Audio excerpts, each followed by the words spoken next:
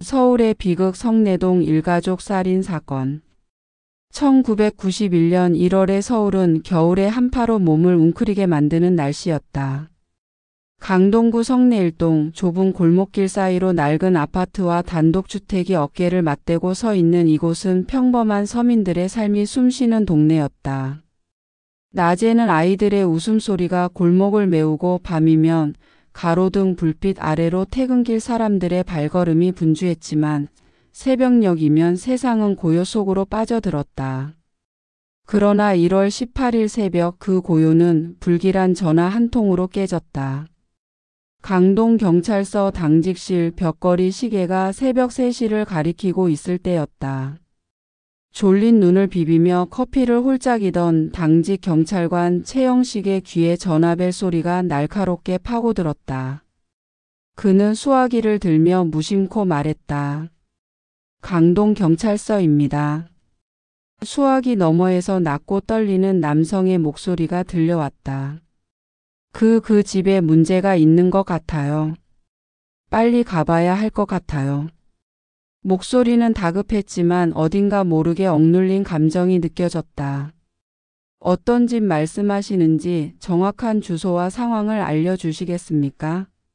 최영식이 재차 묻자 남자는 주저하듯 잠시 침묵했다. 성내 일동 박씨 집이요. 그냥 가보면 알 거예요. 그러고는 마치 누군가에게 쫓기듯 전화가 뚝 끊겼다. 최영식은 수화기를 내려놓으며 고개를 갸웃했다. 뭐야 이게? 그는 전화번호를 확인했지만 공중전화에서 걸려온 통화였다. 신고 내용은 막연했지만 목소리에서 느껴지는 긴박함이 그의 직감을 자극했다. 그는 동료인 김민수 경사를 깨우며 말했다. 민수야, 뭔가 이상한 신고 들어왔어. 성내 일동 박씨 집이라는데 가봐야겠어. 김민수는 투덜거리며 코트를 걸쳤다. 새벽에 무슨 일이야? 장난 전화 아니야? 하지만 최영식의 굳은 표정을 보고는 더 말하지 않고 순찰차 열쇠를 집어들었다. 성내 일동의 박씨 집은 골목 안쪽에 자리한 단층 주택이었다. 낡은 철문과 오래된 회색 페인트가 벗겨진 외벽은 이 집이 오랜 세월을 견뎌왔음을 말해 주었다. 순찰차가 골목 입구에 멈춰 서자 두 경찰관은 손전등을 켜고 집으로 다가갔다. 문은 굳게 잠겨 있었고 창문 너머로는 깊은 어둠만이 보였다. 최영식이 문을 두드리며 소리쳤다. 계십니까? 경찰입니다. 대답은 없었다. 김민수가 손전등으로 창문을 비추며 말했다. 형, 이거 냄새 좀 이상하지 않아? 최영식도 코를 킁킁거리며 고개를 끄덕였다. 집 안에서 풍겨오는 희미한 악취, 그것은 단순한 쓰레기 냄새가 아니었다. 부패의 냄새였다. 두 경찰관은 즉시 본부에 지원을 요청했다. 잠시 후 추가로 도착한 경찰들과 함께 철문을 부수고 집 안으로 들어갔다. 현관을 지나자마자 그들을 맞이한 것은 숨막힐 듯한 악취였다. 최영식은 손수건으로 코를 막으며 안으로 들어섰다. 거실은 어질러져 있었고 테이블 위에는 먹다 만 라면 그릇과 빈 소주병이 굴러다녔다. 불길한 예감이 그의 가슴을 짓눌렀다. 여기 안방. 김민수가 다급히 외쳤다. 안방 문을 열자 침대 위에 두 아이가 누워있는 모습이 눈에 들어왔다. 12살로 보이는 소녀와 10살쯤으로 보이는 소년이었다. 소녀의 목에는 붉은 졸린 자국이 선명했고 소년의 얼굴과 목에는 깊은 칼자국이 12군데나 나 있었다. 피는 이미 굳어 검붉게 변해 있었고 시신은 부패가 시작된 상태였다. 최영식은 순간적으로 숨을 멈췄다. 이게 대체 무슨 그의 목소리는 떨렸다. 김민수는 건너방으로 달려갔다. 형, 여기 하나 더. 바닥에 쓰러진 여성이 보였다. 30대 후반으로 보이는 그녀는 상의가 벗겨진 채로 침대 밑에 누워 있었다. 그녀의 목에 졸린 흔적이 있었고 얼굴은 공포로 굳어 있었다. 최영식은 그녀가 이 아이들의 어머니일 것이라 직감했다.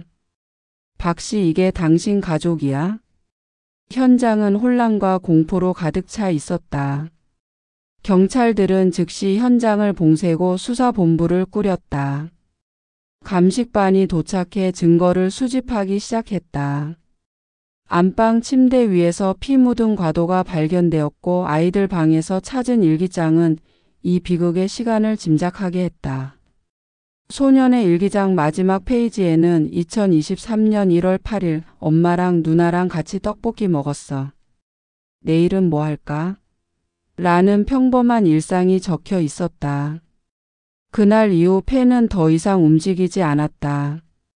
감식 결과 범행은 약 10일 전 1월 8일 밤에서 9일 새벽 사이에 이루어진 것으로 추정되었다. 최영식은 현장을 둘러보며 생각에 잠겼다. 신고 전화의 목소리가 머릿이 맴돌았다. 그 집에 문제가 있다. 그 남자는 왜 이름을 밝히지 않았을까? 왜 공중전화로 전화했을까? 그리고 무엇보다 이 잔인한 범행을 저지른 자는 누구인가? 그는 문득 벽에 걸린 사진 한 장을 보았다. 웃고 있는 세 사람, 박씨와 두 아이가 행복한 순간을 담은 사진이었다. 그 미소는 이제 이 집에서 영원히 사라졌다. 수사본부로 돌아온 최영식은 책상에 앉아 보고서를 작성하기 시작했다. 하지만 손은 떨렸고 머릿속은 방금 본 끔찍한 장면들로 가득 찼다. 그는 커피를 한 모금 마시며 다짐했다. 누가 이런 짓을 했든 반드시 찾아낸다. 그의 눈에는 결의가 서려 있었다. 동네는 이 사건으로 술렁이기 시작했다. 이웃들은 박씨 가족에 대해 이야기했다. 박씨 이혼한 뒤로 혼자 애들 키우느라 힘들었지. 가끔 남자들이 드나드는 거 봤어. 근데 뭐 사생활이니까 소문은 꼬리를 물었지만 진실은 아직 어둠 속에 있었다. 경찰은 박씨의 주변 관계를 조사하기 시작했다. 그녀의 이혼한 남편 그리고 그녀와 가까웠던 두 남자 송정호와 김씨. 이들 중 누가 이 비극의 열쇠를 쥐고 있을까? 새벽녘 성내일동의 골목은 다시 고요로 돌아갔다. 하지만 그 고요 속에는 비극의 그림자가 짙게 드리워져 있었다. 최영식은 창밖을 바라보며 생각했다. 이 사건 단순하지 않아. 그의 직감은 이 사건이 단순한 우발적 범죄가 아님을 말하고 있었다. 그리고 그 직감은 곧 현실이 되어 그를 더 깊은 미궁으로 이끌 것이다. 강동경찰서 수사본부는 박씨 일가족 살인 사건으로 인해 밤낮 없이 분주했다. 1991년 1월 18일 사건 발생 후 하루가 지난 새벽 수사관들은 현장에서 수집한 증거를 하나씩 분석하며 범인의 그림자를 쫓았다. 책상 위에는 피해자 박씨 36세와 그녀의 두 자녀 12살 딸 지연이와 10살 아들 민호의 사진이 놓여 있었다. 최영식 경위는 사진 속 세 사람의 미소를 바라보며 한숨을 내쉬었다. 이런 일이 도대체 누가 이런 짓을 했어? 그의 목소리에는 분노와 무력감이 뒤섞여 있었다. 수사팀은 우선 박씨의 주변 관계를 조사하기 시작했다. 그녀는 2년 전 개인 택시 운전사였던 남편과 이혼한 후 홀로 생계를 꾸려가고 있었다. 경제적 어려움으로 두 자녀는 주로 아버지와 함께 살았지만 겨울방학을 맞아 박씨 집으로 와 있었다. 최영식은 이 점이 마음에 걸렸다.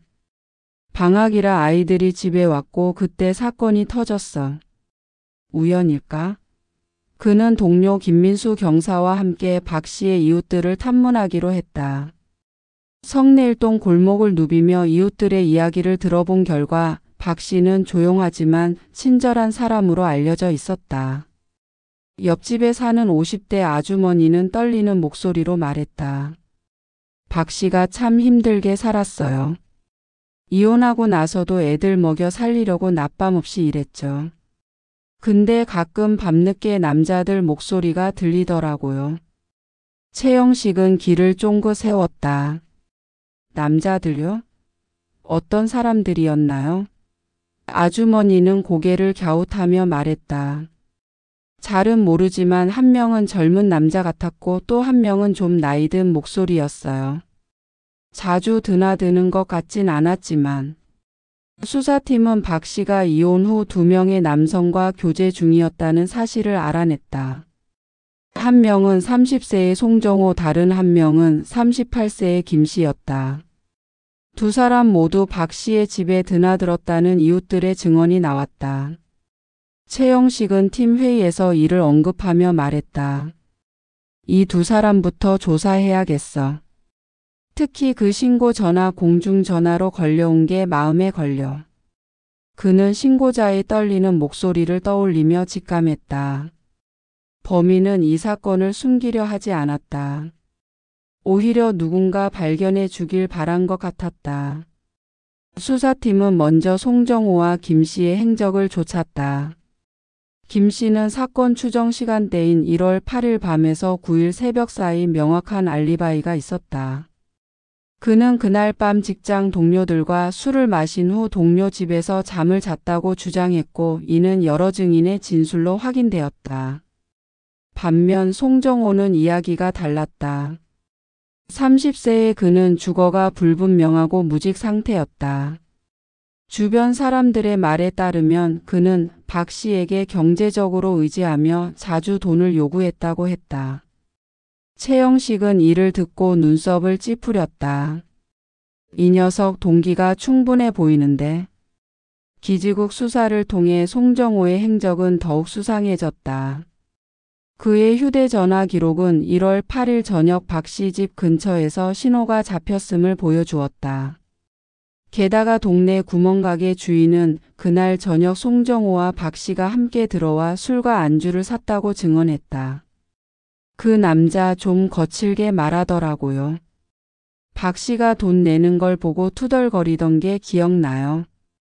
가게 주인의 말에 최영식은 고개를 끄덕였다. 그날 밤 무슨 일이 있었던 거지? 수사팀은 박 씨의 주변 인물들을 더 깊이 파헤쳤다. 그녀의 친구라는 한 여성은 눈물을 글썽이며 말했다. 박 씨가 최근에 송정호 때문에 힘들어했어요.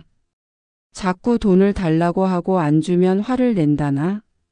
헤어지고 싶다고 했는데 그 남자가 끈질기게 따라다녔대요.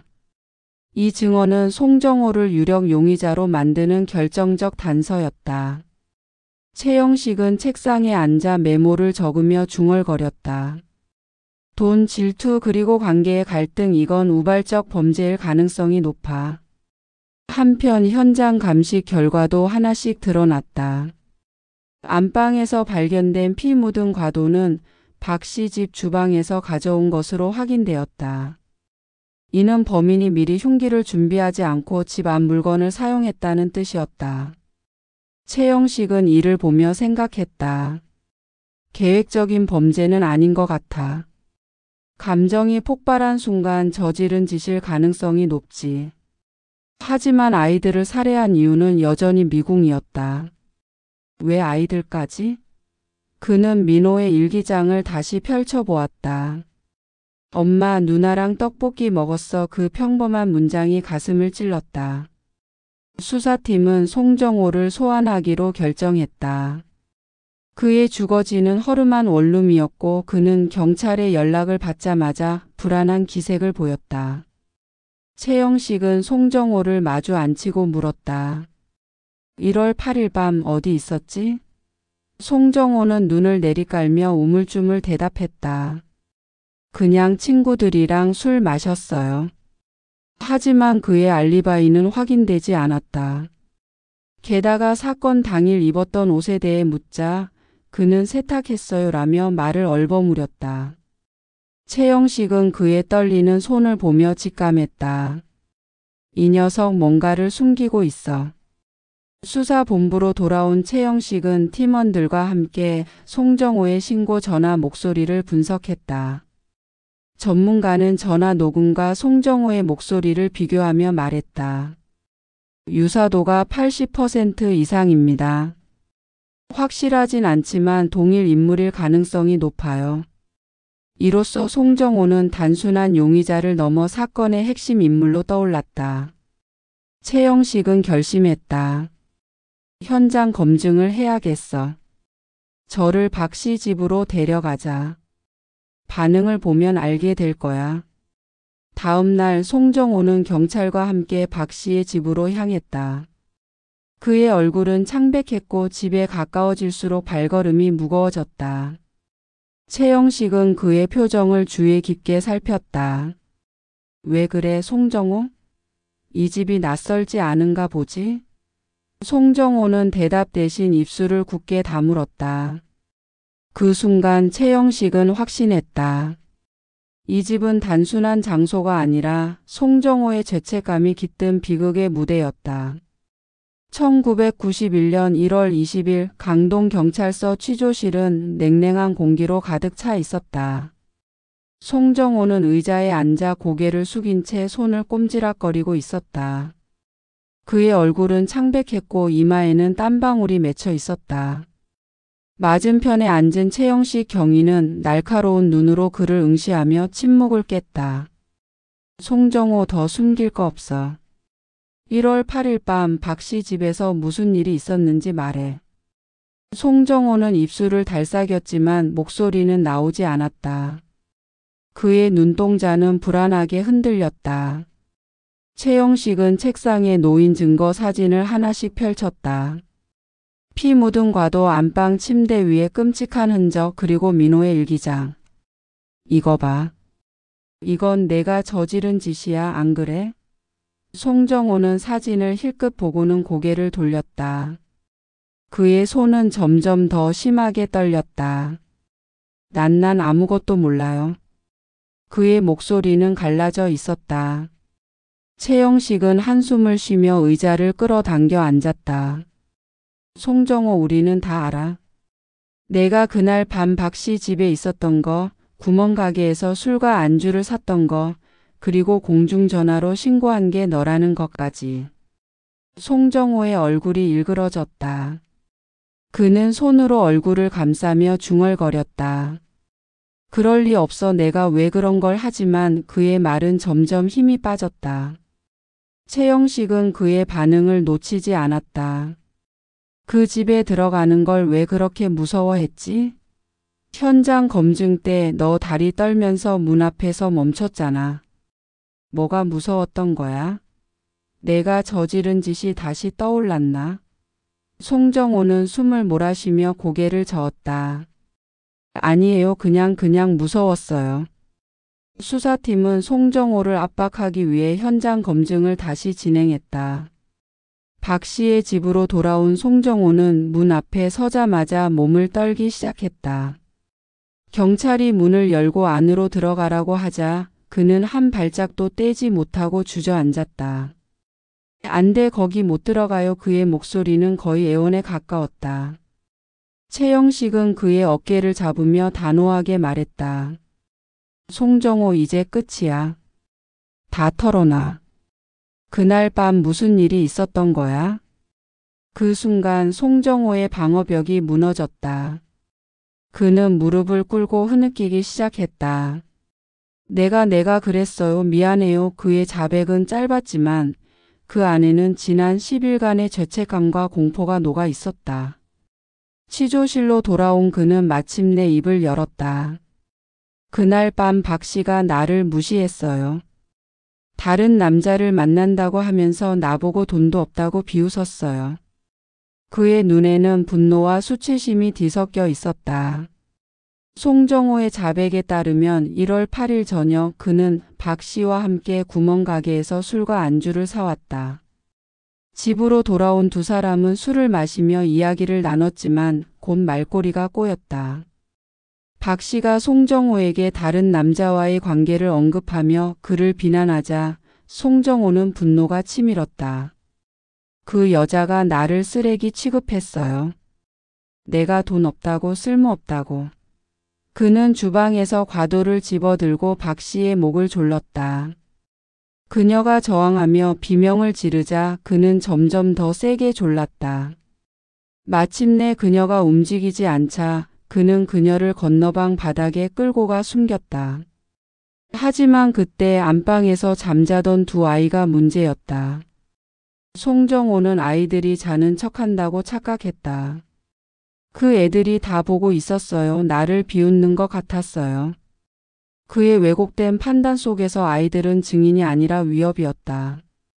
그는 안방으로 들어가 가습기 전선을 풀어 지연이의 목을 졸랐다. 그냥 끝내고 싶었어요. 그의 목소리는 떨렸다. 민호가 잠에서 깨어 살려달라고 애원했지만 송정호는 이미 이성을 잃은 상태였다. 그는 과도로 민호의 얼굴과 목을 마구 찔렀다. 애가 비명을 지르니까 그냥 멈출 수가 없었어요. 최영식은 그의 자백을 들으며 주먹을 꽉 쥐었다. 왜 아이들까지? 그 애들은 너한테 아무 짓도 안 했잖아. 송정호는 고개를 숙인 채 대답하지 않았다. 그의 침묵은 죄책감인지 후회인지 아니면 단순한 공허함인지 알 수 없었다. 수사팀은 그의 자백을 바탕으로 사건을 재구성했다. 범행은 계획적이지 않았다. 우발적인 분노와 질투가 얽힌 비극이었다. 송정호는 자백 후에도 공중전화 신고에 대해서는 말을 아꼈다. 그냥 누가 알아야 할 것 같았어요. 그들이 그냥 썩게 둘 순 없었어요. 그의 말은 모순으로 가득 차 있었다. 그는 범행을 저지르고도 죄책감에 시달렸지만 그를 신고로 이끈 동기는 명확하지 않았다. 최영식은 그의 눈을 바라보며 생각했다. 이 녀석 스스로도 왜 그랬는지 모르는 거야. 수사본부는 송정호를 강도살인 혐의로 구속했다. 그의 자백은 사건의 전모를 밝혔지만 최영식의 마음은 무거웠다. 박 씨와 두 아이의 사진이 여전히 책상 위에 놓여 있었다. 이런 비극이 왜 일어난 거지? 그는 창밖을 바라보며 한숨을 쉬었다. 사건은 해결되었지만 그 뒤에 남은 상처는 누구도 치유할 수 없었다. 이제 남은 것은 법의 심판뿐이었다. 1991년 4월 12일 서울지방법원은 사람들로 북적였다. 박 씨 일가족 살인 사건의 첫 공판 날이었다. 법정 안은 피해자 가족과 취재진 그리고 호기심에 찬 방청객들로 가득 찼다. 최영식 경위는 법정 한쪽에 앉아 피고인 송정호를 바라보았다. 그의 얼굴은 여전히 창백했지만 눈빛에는 공허함이 깃들어 있었다. 지난 몇 달간의 수사와 자백을 통해 사건의 전모가 드러났지만 최영식은 여전히 마음이 무거워. 저 녀석이 저지른 짓이 이렇게 끝나는 걸까? 그는 법정의 무거운 공기를 느끼며 생각에 잠겼다.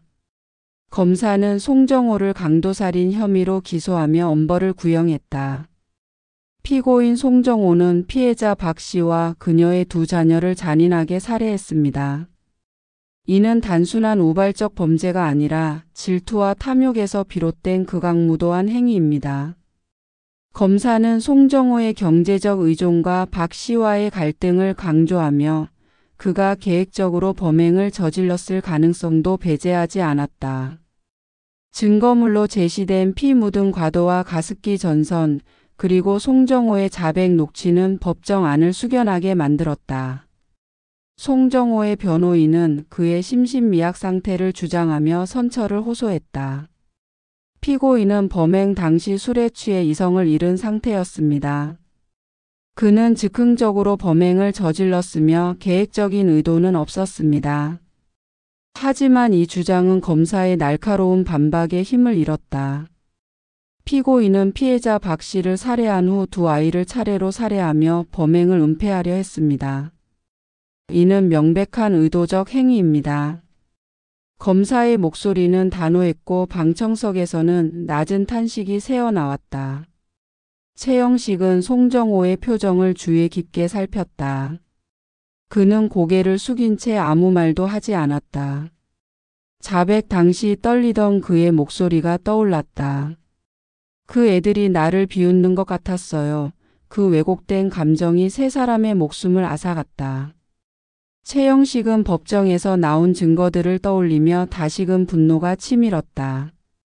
특히 민호의 일기장, 그 평범한 일상이 적힌 마지막 페이지는 그의 가슴을 아프게 했다. 재판은 빠르게 진행되었다. 1심에서 재판부는 송정호에게 사형을 선고했다. 판사는 판결문을 낭독하며 단호히 말했다. 피고인의 범행은 인간의 존엄성을 짓밟는 잔혹한 행위로 어떠한 관용도 허락될 수 없습니다. 법정 안은 침묵으로 가득 찼고 송정호는 판결을 들으며 고개를 떨구었다. 항소와 상고가 이어졌지만 결과는 바뀌지 않았다. 1995년 11월 2일 송정호의 사형은 최종적으로 집행되었다. 그날 송정호는 사형 집행 직전 안구와 콩팥을 기증하겠다는 의사를 밝혔다. 최영식은 이 소식을 듣고 복잡한 심경에 빠졌다. 죽음으로 속죄하려는 건가? 아니면 마지막으로 뭔가를 남기고 싶은 건가? 그는 송정호의 마지막 선택을 이해할 수 없었다. 하지만 그 기증이 누군가의 삶을 구할지도 모른다는 생각에 그는 잠시 마음을 다잡았다. 같은 날 송정호 외에도 18명의 사형수가 집행을 당했다. 그 중에는 악명 높은 지존파 조직원 5명, 그리고 여성들을 상대로 끔찍한 범죄를 저지른 온보현, 배진순, 김철우 등이 포함되어 있었다. 특히 배진순과 김철우의 살해는 최영식을 놀라게 했다. 그들은 살인을 저지르지 않았음에도 가족들 앞에서 여성들을 강간하고 금품을 강탈한 극악한 범죄로 사형이 선고되었다. 배진수는 특히 한 살배기 아들의 목에 칼을 들이대며 범행을 저질렀고 그 잔혹함은 법정에서도 충격을 주었다. 살인 없이 사형이라 최영식은 이례적인 판결을 곱씹으며 당시 사회가 강력 범죄에 얼마나 엄중히 대응했는지 새삼 느꼈다. 사건이 종결된 후 최영식은 성내일동의 박씨 집 앞을 다시 찾았다. 낡은 집은 여전히 그 자리에 있었지만 이제 아무도 살지 않았다. 골목은 조용했고 이웃들은 더 이상 그 비극을 입에 올리지 않았다. 그는 집 앞에 서서 잠시 눈을 감았다. 박씨와 지연이 민호의 웃음소리가 아직도 이곳에 남아있는 듯 했다. 이 비극은 끝났지만 상처는 남았어. 그는 주머니에서 민호의 일기장 사진을 꺼내 바라보았다. 너희는 잊히지 않을 거야. 최영식은 순찰차로 돌아가며 다짐했다. 다시는 이런 일이 반복되지 않도록 내가 할 수 있는 일을 해야지. 그의 발걸음은 무거웠지만 결의는 단단했다. 성내일동의 비극은 한 가족의 몰락으로 끝나지 않았다. 그것은 법의 엄중함과 인간의 어두운 본성을 되새기는 계기가 되었다. 그리고 그 이야기는 세월이 흘러도 사람들의 기억 속에 희미하게 남아 있을 것이었다.